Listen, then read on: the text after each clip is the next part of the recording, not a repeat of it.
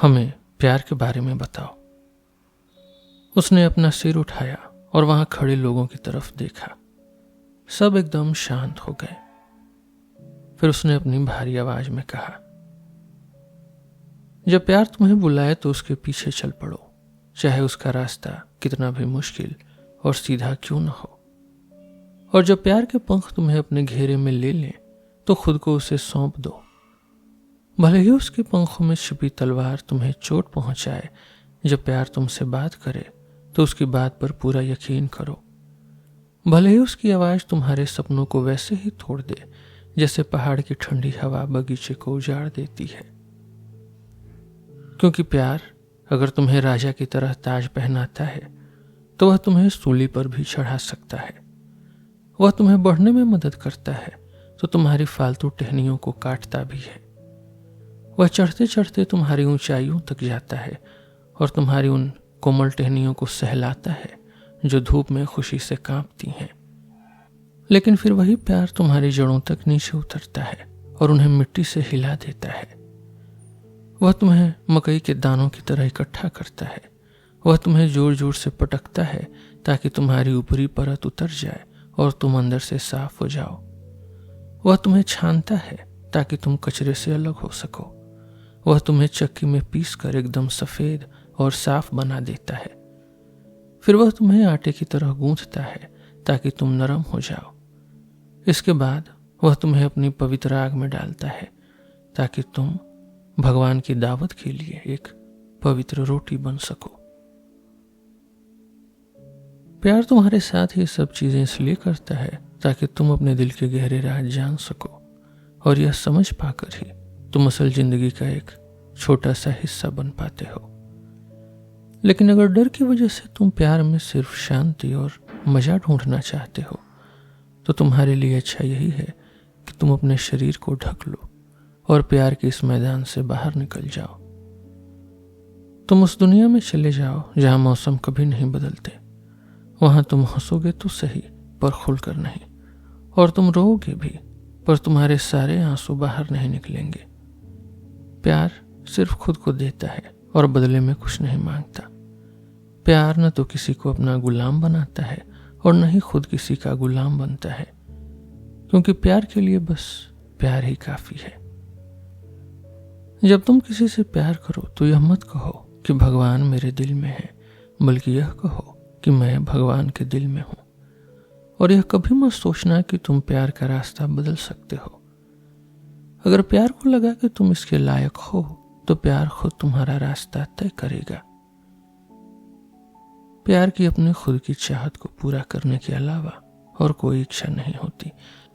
लेकिन अगर तुम प्यार करते हो और तुम्हारी कुछ इच्छाएं हैं तो वे ऐसी होनी चाहिए। बर्फ की तरह पिघलना और एक बहते झरने की तरह बनना जो रात के सन्नाटे में अपना मीठा गाना सुनाता है।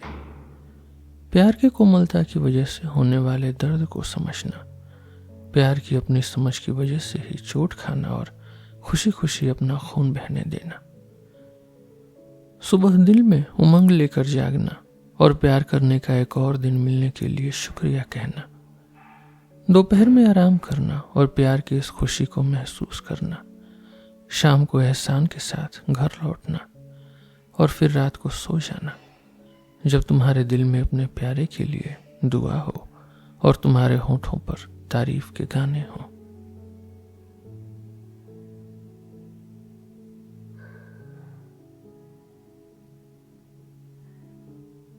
फिर अलमित्रा ने दोबारा पूछा, मास्टर, शादी के बारे में आपका क्या सोचना है? उन्होंने जवाब दिया, तुम दोनों साथ साथ पैदा हुए हो और हमेशा साथ ही रहोगे। जब मौत आएगी और तुम्हारे दिनों को खत्म कर देगी तब भी तुम साथ होगे। यहां तक कि भगवान की यादों में भी तुम दोनों साथ ही रहोगे। लेकिन अपने साथ होने के बीच थोड़ी खाली जगह जरूर छोड़ो ताकि आसमान की ठंडी हवाएं तुम्हारे बीच नाच सकें। एक दूसरे से प्यार करो, पर प्यार को कोई बेड़ी या बंधन मत बनाओ। इसे एक बहते हुए समंदर जैसा रहने दो जो तुम दोनों की आत्माओं के किनारों के बीच बहता रहे। एक दूसरे का प्याला भरो, पर एक ही प्याले से मत पियो। एक दूसरे को अपनी रोटी बांटो, पर एक ही टुकड़े में से मत खाओ। साथ मिलकर गाओ, नाचो और खूब खुश रहो, पर तुम दोनों को अपनी अलग पहचान भी रखनी चाहिए। जैसे सितार के तार अलग अलग होते हैं, भले ही वे एक ही धुन निकाल रहे हों। अपना दिल एक दूसरे को दो, पर उसे पूरी तरह दूसरे के हवाले मत कर दो, क्योंकि सिर्फ जिंदगी के हाथ ही तुम्हारे दिल को सही से संभाल सकते हैं। साथ खड़े रहो, पर एक दूसरे के एकदम ऊपर मत चढ़ो। याद रखो, मंदिर के खंभे भी एक दूसरे से अलग खड़े होते हैं, और ओक या साइप्रस जैसे बड़े पेड़ भी एक दूसरे की परछाई में बड़े नहीं हो पाते।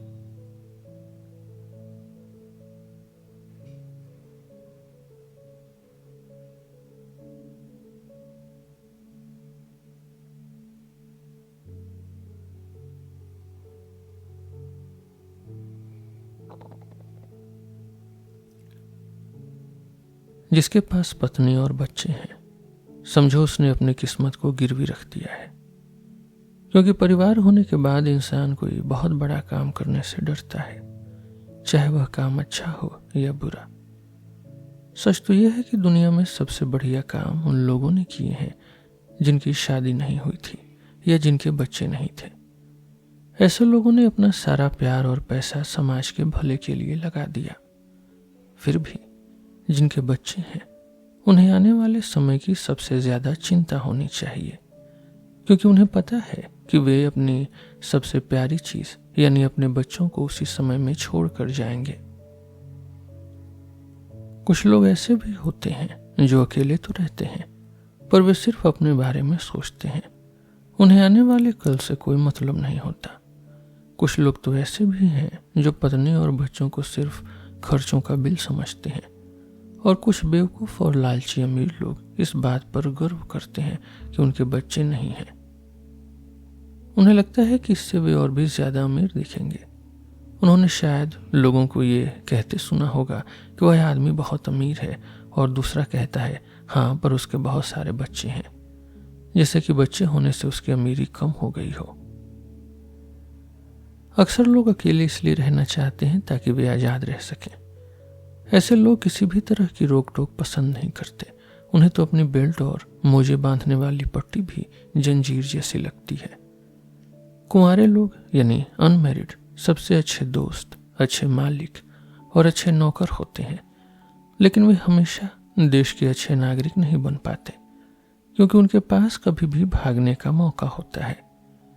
धर्म का काम करने वालों के लिए भी अकेला रहना अच्छा है, क्योंकि अगर उन्हें पहले अपने परिवार का पेट भरना पड़ेगा तो वे दूसरों की मदद कैसे करेंगे। फौज में बड़े अफसर अक्सर अपने सिपाहियों को उनकी पत्नी और बच्चों की याद दिलाते हैं ताकि वे हिम्मत से लड़ें। तुर्की के सिपाहियों में शादी न करने की वजह से वे थोड़े नीचे दर्जे के हो जाते थे। सच कहें तो पत्नी और बच्चे इंसान को दयालु और सही रास्ते पर चलने वाला बनाते हैं। अकेले रहने वाले लोग भले ही दान पुण्य ज्यादा करते हैं, पर वे अक्सर दिल के थोड़े कठोर हो जाते हैं, क्योंकि उन्हें रोज रोज किसी पर प्यार लुटाने की आदत नहीं होती। जो लोग गंभीर होते हैं वे अक्सर बहुत प्यार करने वाले पति बनते हैं। एक अच्छी और साफ दिल वाली औरत को अक्सर अपनी अच्छाई पर बहुत घमंड होता है। पत्नी के लिए अपने पति की बात मानना तब आसान हो जाता है जब उसे लगे कि उसका पति समझदार है, लेकिन अगर पति शक करने वाला हो तो पत्नी उसे कभी समझदार नहीं मानेगी। पत्नी जवानी में एक प्रेमिका की तरह होती है, बीच की उम्र में एक साथी की तरह, और बुढ़ापे में एक नर्स की तरह देखभाल करती है। इसलिए एक आदमी जब चाहे शादी करने का बहाना ढूंढ सकता है। अक्सर देखा गया कि बुरे पतियों की पत्नियां बहुत अच्छी होती हैं, शायद इसलिए क्योंकि जब कभी उनका पति थोड़ा भी प्यार दिखाता है तो उन्हें उसकी बहुत कीमत महसूस होती है, या फिर उन औरतों को अपनी सहन शक्ति पर गर्व होता है। यह बात तब और भी सच हो जाती है जब औरत ने अपने घर वालों की मर्जी के खिलाफ जाकर खुद उस बुरे आदमी को चुना हो। तब वह अपनी गलती को सही साबित करने के लिए सब कुछ सह लेती है।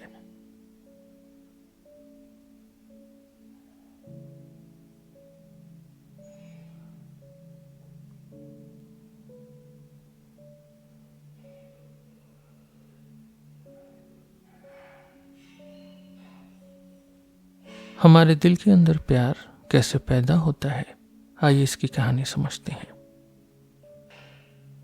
सबसे पहले हमें कोई बहुत अच्छा लगने लगता है, फिर मन के अंदर से एक आवाज आती है, उन्हें चूमने में और उनके साथ रहने में कितना मजा आएगा।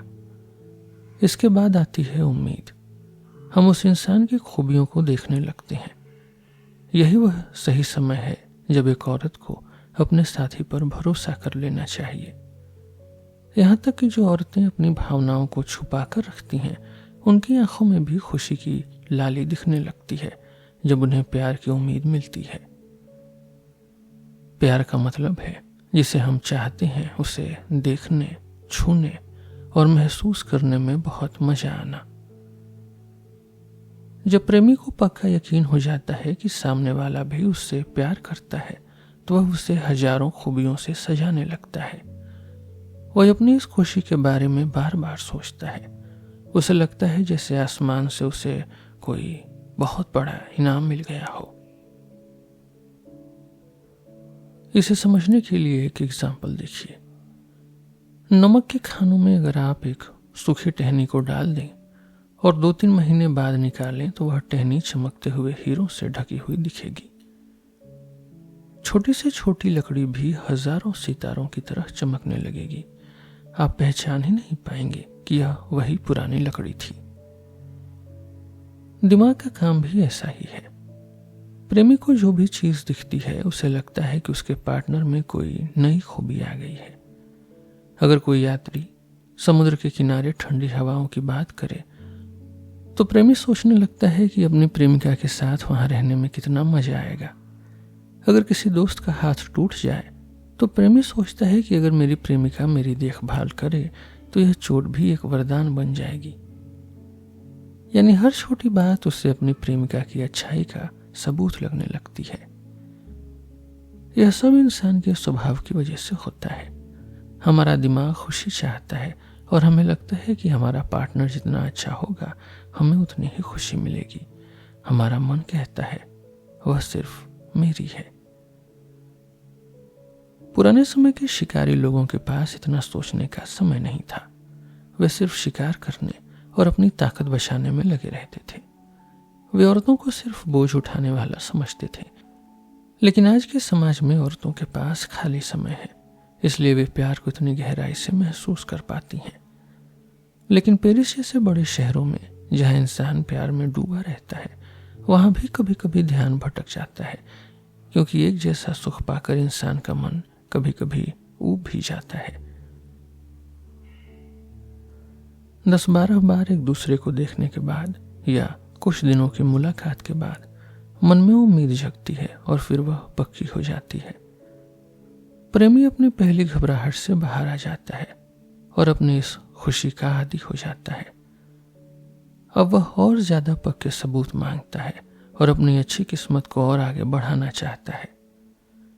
लेकिन उसे जवाब में बेरुखी, ठंडापन या गुस्सा मिलता है, खास तौर पर तब जब वह बहुत ज्यादा यकीन दिखाने लगे। यह बिल्कुल वैसा है जैसे उसे कोई ताना मार कर कह रहा हो, तुम जितना सोच रहे हो अभी उतनी दूर पहुंचे नहीं हैं। एक औरत ऐसा इसलिए करती है क्योंकि शायद वह अपनी भावनाओं के नशे से अचानक जाग जाती है और उसे अपनी मर्यादा याद आ जाती है, जिसे तोड़ने से वह डरती है, या फिर वह बस सावधानी बरत रही होती है या थोड़े नखरे दिखा रही होती है। प्रेमी अब अपनी उस खुशी पर शक करने लगता है जिसका वह इंतजार कर रहा था। वह उन पुरानी बातों को फिर से टटोलता है जिनकी वजह से उसे उम्मीद मिली थी। अब उसे जिंदगी के दूसरे मजों में कोई दिलचस्पी नहीं रहती, वे सब उसे बेकार लगने लगते हैं। उसे एक बड़ी तबाही का डर सताने लगता है और वह हर वक्त बस उसी सोच में डूबा रहता है। यहीं से शुरू होता है चमकने का दूसरा जादू। यहाँ वह मुझसे प्यार करती है वाली सोच सबूतों को हीरो में बदलने लगती है। शक पैदा होने के बाद वाली रात को प्रेमी हर 15 मिनट में खुद से कहता है हाँ वह मुझसे प्यार करती है, और फिर से वही जादू चलने लगता है और उसे अपनी पसंद में नई खूबियां दिखने लगती हैं। लेकिन फिर अचानक शक उसे जकड़ लेता है और वह एकदम सुन्न होकर रुक जाता है। उसका दिल धड़कना भूल जाता है और वह खुद से पूछता है पर क्या वह सच में मुझसे प्यार करती है। कभी बहुत ज्यादा दर्द तो कभी बेइंतहा खुशी के बीच झूलते हुए उस बेचारे प्रेमी की आत्मा महसूस करती है कि वह मुझे ऐसा सुख दे सकती है जो उसके सिवा दुनिया में और कोई नहीं दे सकता। यह एहसास इतना गहरा इसलिए है क्योंकि यह एक तरफ गहरी खाई जैसा डर है और दूसरी तरफ पक्की खुशी। इसलिए यह दूसरी बार का जादू पहले वाले से कहीं ज्यादा ताकतवर होता है। प्रेमी हर पल इन 3 बातों के बीच घूमता रहता है। पहला, उसमें हर तरह की खूबी है। दूसरा, वह मुझसे प्यार करती है। तीसरा, मैं उसके प्यार का और बड़ा सबूत कैसे पाऊं। प्यार का सबसे दुख भरा समय वह होता है जब प्रेमी को लगता है कि उसकी सोच गलत थी और उसे अपनी यादों के महल को खुद ही तोड़ना पड़ता है। सच तो यह है कि प्यार के इस जादू के साथ शक अपने आप चला जाता है।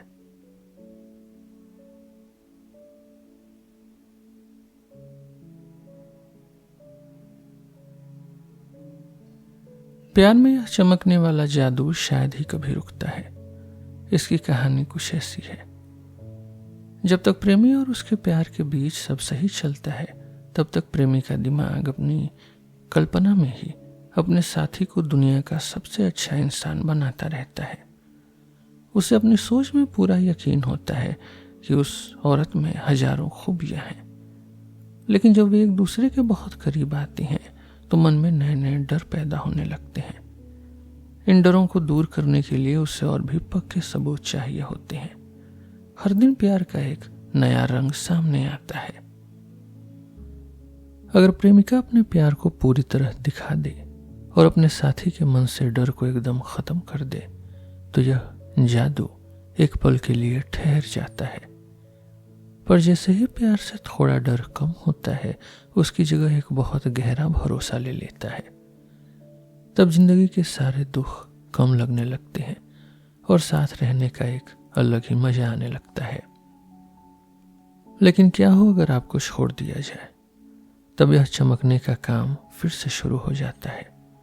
अब आपको हर वो खुशी याद आती है जो आपको मिल सकती थी और जिसके बारे में आप भूल चुके थे। आप बहुत दुखी होकर सोचते हैं वह प्यारा एहसास अब मुझे कभी नहीं मिलेगा, सब खत्म हो गया और यह मेरी ही गलती है। आप दूसरी चीजों में मन लगाने की कोशिश करते हैं पर आपका दिल उन्हें महसूस ही नहीं कर पाता। आपका दिमाग आपको शिकार पर जाते हुए या घोड़े की सवारी करते हुए दिखा तो सकता है पर आपको पता होता है कि वहां आपको कोई मजा नहीं आएगा। यहां तक कि नफरत में भी ऐसा ही होता है। जैसे ही बदला लेने की जरा सी उम्मीद मिलती है नफरत का जादू फिर से चलने लगता है। बड़े बड़े विद्वानों और मैथ्स की बातों में भी हमारा दिमाग ऐसे ही काम करता है। हम जिस बात पर यकीन करते हैं उसके पीछे का पूरा कारण हमें हर वक्त याद नहीं रहता, बस उस पर हमारा भरोसा टिका रहता है। यही वजह है कि हम कभी कभी समझ ही नहीं पाते कि हमारा दिल क्या महसूस कर रहा है। जैसे कोई संगीत हमें पागल कर देता है पर हमें पता नहीं होता क्यों। कभी कभी चाहकर भी हम खुद को यह यकीन नहीं दिला पाते कि हम सही हैं।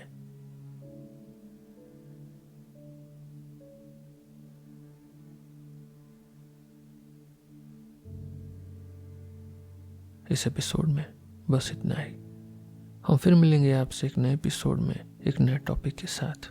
मेरा नाम है रोहित और आप सुन रहे थे सिलेबस विथ रोहित। धन्यवाद।